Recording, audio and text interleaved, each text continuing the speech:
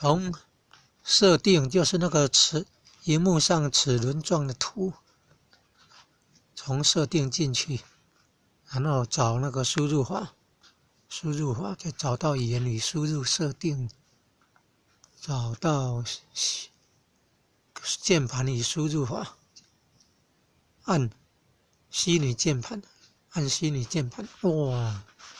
看到 Google 注音输入法，搜狗输入法哦，大陆简体字用的搜狗输入法，还有手写输入法，英文、中文，还有语音输入哦。按那个注音输入法看看，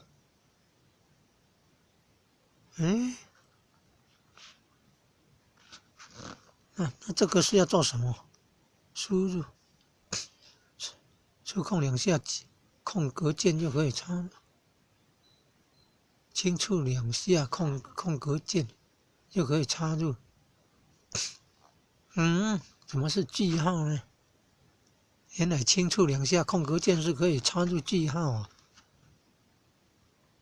滑行输入功能，滑动字母方式输入字词，手势游标也可以控制哦。滑动空格键可以移动游标啊。滑动空。简体中文、英文字词、中文预测、智慧校正。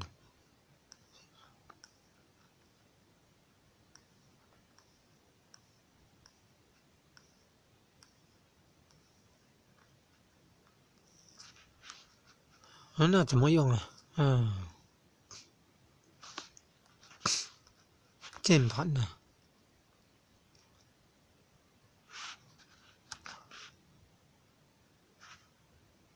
单手模式，单手模式是关闭的哦。按键声音不要有声音，按键是震动哦。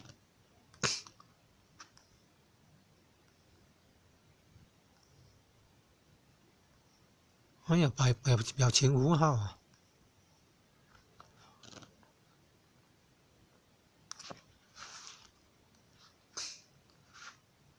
手写板，字典呢？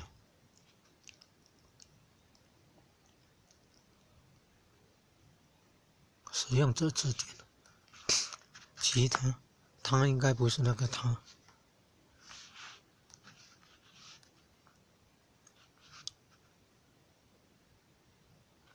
这个跟安装有关系吗？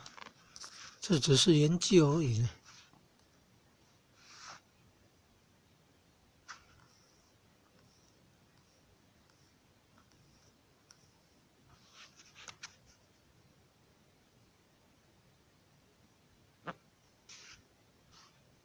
语言里输入设定。